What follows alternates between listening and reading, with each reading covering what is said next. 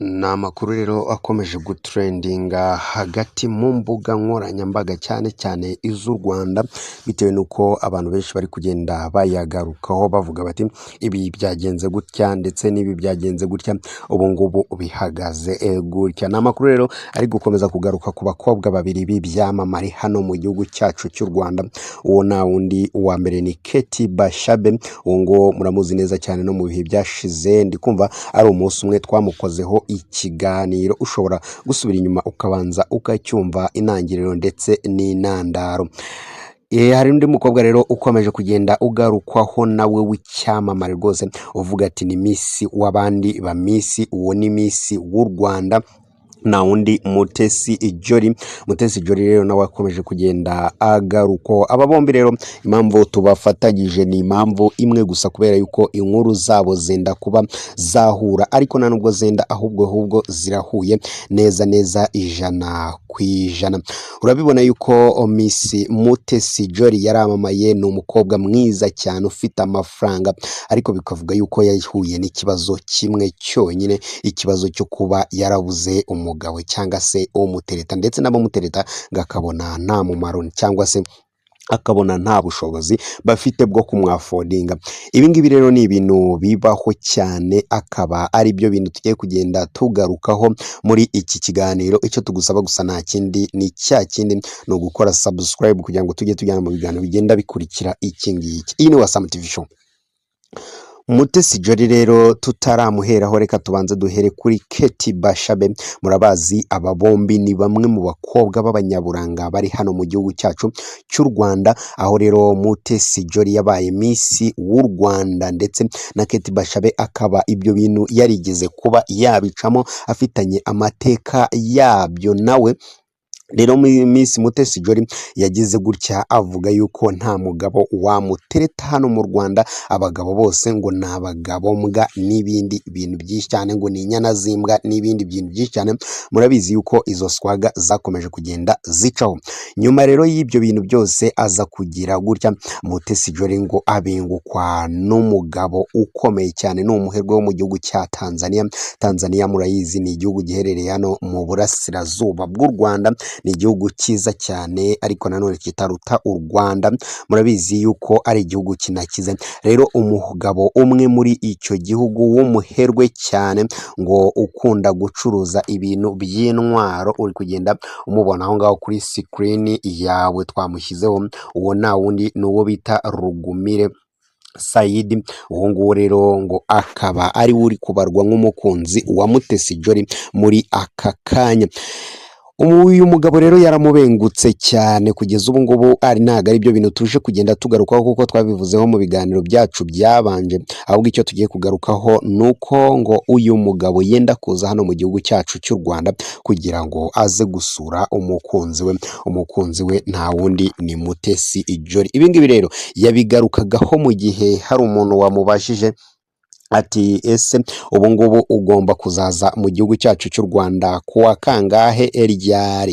Ibi ngibi rero mu kubigarukaho byatewe n'uko aba bombi, yaba Mutesi Jolly ndetse n'uyu Rugumire Saidi, ntabwo berura ngo bemere iby'urukundo rwabo. Saidi agaragaza yuko rero Mutesi Jolly ngo amukunda cyane abinyujije ku mbuga nkoranyambaga ziwe, ni mu gihe rero uyu nguyu Mutesi Jolly nta kintu na kimwe arabivugaho, araruca akarumira. Gusa amafoto ndetse n'ibikorwa bikomeza kugenda abivuga. Murabizi yuko ngo ibikorwa bivuga cyane, birivugira kuruta cyane amagambo. Abangaba rero icyatumye abantu bamenya ko bakundana n'iki byose ngo nuko bakunda gusohokera ahantu hamwe, kwambara kimwe, ndetse rimwe na rimwe hakagaragara n'amafoto yabo. Nuko rero bimeze rero, maze abantu bagahita banzura bakavuga bati uyu mukobwa ndetse na Rugumire barakundana, dore yuko ngo uyu mugabo ari umujejeta faranga bikomeye cyane ari mu gihugu cya Tanzania, kuko abarirwa mu gisata cyo gucuruza intwaro kandi bikaba mu bintu ngo bigira amafaranga menshi cyane.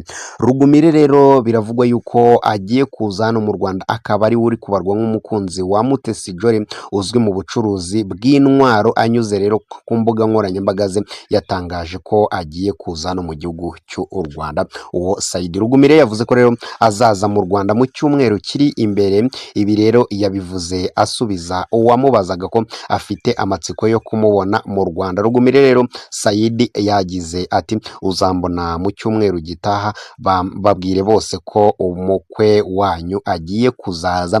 N'ayo magambo yasubijemo kugira ngo yizeze abanyarwanda ndetse n'inshuti z'u Rwanda, abakunzi ba Mutesi Jolly ndetse n'abafana abiwe. Murabizi yuko ngo agomba kuza hano mu Rwanda, niko yabitangaje. Azaba aje kwireka ababyeyi abanyarwanda kugira ngo babanze bamurebe, turebe undi mukwe wabo. N'abanyarwanda rero bafite inyota ikomeye cyane yo kwishakira abadiaspora cyane cyane bariboshye kugira ngo barebe ibyo ari byo, nyuma y'uko Vestina nawe agiye hariya mu burengerazuba bwa Afurika, na Mutesi Jolly ashobora kujya hano mu burasirazuba bw'u Rwanda, ndetse na Keti Bashabe akerekeza muri South Africa. Ni ibintu byiza cyane. Hashize igihe rero kitari gito ariko kitari na kirekire cyane Mutesi Jolly avugwa mu rukundo na Rugumire Saidi, ndetse benshi bakabyemeza kubera amagambo babwirana ku mbuga nkoranyambaga, ndetse no kwambara ndetse no gusohokera ahantu hamwe. Ni ibingibi rero biri kugenda bikomeza kuba byagarukwaho mu itangazamakuru, ubabona bameze neza cyane, haba Isimbi, ibindi binyamakuru bigiye bitandukanye. Aya makuru byakomeje kugenda biyatangaza, ari nayo mpamvu twavuze tuti hano kuri Wasamu TV Show reka naho tukubwire ukuri uko biba byifashe. Ku rundi ruhande rero nk'uko twabikubwiye muri aya makuru, turaza kongera kuvuga ku mukobwa mwiza cyane, uwo na wundi ni Keti Bashabe, umwe mu bakobwa rwose beza b'abanyaburanga b'igikundiro hano mu Rwanda, ariko nawe akaba yarahuye n'ikibazo kigera kuri kimwe cyonyine. Afite ikibazo cyo kuba afite ubutunzi bwinshi cyane. Murabizi yuko ubutunzi ari bwiza, ariko nanone hari igihe iyo bibaye byinshi nanone cyane usanga byapfuye. Uyu rero ngo ni umwe mu bakobwa bafite amafaranga ku rwego rwo gukunda imbwa kurusha gukunda abantu, ariko ibyo yigira byose akeneye umugabo, akeneye umwana, ndetse no kubaho neza kugira ngo abe umubyeyi mu bandi. Yagize gutya rero, umuhungu wa perezida wa Afurika y'Epfo aramupostinga, bakomeza kugenda babwirana utugambo twiza turyoheye amatwi, nawe agakomeza kwihangana, ariko nyuma yaje kubyerura arabisubiza. Ubu ngubu bigeze ahashyushye cyane, nuko kera kabaye Keti Bashabe yananiwe kwihangana, kwiyumanganya, ashimangira uburyo umutima we wihebeye Tumelo Ramaphosa, umuhungu wa Bwana Cyril Ramaphosa, perezida wa South Africa cyangwa se Afurika y'Epfo. Ibi ngibi rero twabigarutseho nabyo ku munsi w'ejo. Ni ukuntu rero uyu mukobwa bahuriye kuri Instagram, nuko uyu muhungu apostinga uyu mukobwa Keti Bashabe ntiyagira reaction abigeraho, gusa ibinyamakuru byo mu Rwanda biteraho amakomenti, gusa biza kurangira bifashe ubusa.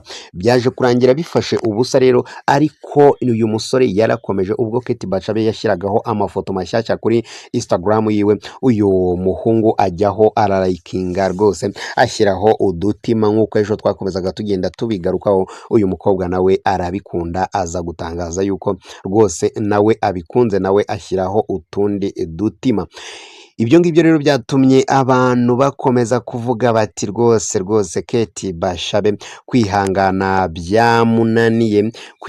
byamunaniye, ahubwo agaragaza amarangamutima yiwe, nawe abisakaza ahantu hose, yemeza yuko rwose bari birimo ndetse neza cyane. Akaba ari nayo mpamvu dukomeje kugenda tubigarukaho. Iyi ni Wasamu TV Show rero twagarukaga kuri ibi ngibi kugira ngo ubanze ube wanamenya ukuri uko bimeze. Gusa icyo tutabura kukubwira ni kimwe gusa, nuko uyu musore we atameze nka Kate Bashabe. Kugeza ubu ngubu Kate Bashabe abo yemera yuko yagiye mu rukundo nabo ntabwo abemera, ariko uyu musore afite abo yemera yajyanye nabo mu rukundo mu bihe bigiye bitandukanye. Murabizi yuko uyu ni umwana w'umunyamafaranga, ni umwana wa perezida wa Afurika y'Epfo, afite amafaranga menshi cyane rwose, n'ipusi itapfa kuba yasimbuka. Rero kubona umugore uwo ari we wese yifuza ntabwo ari ibintu byadange cyangwa se ibintu bikakaye cyane, rero akaba ari uko ibintu biba byifashe, waje kuba wabyumva. Iyi ni Wasam TV Show, iyi ni Wasam TV Show. Reka rero tugusabe gukora subscribe kugira ngo tujye tujyana mu biganiro bigenda bikurikira iki ngiki. Ugire ibihe byiza.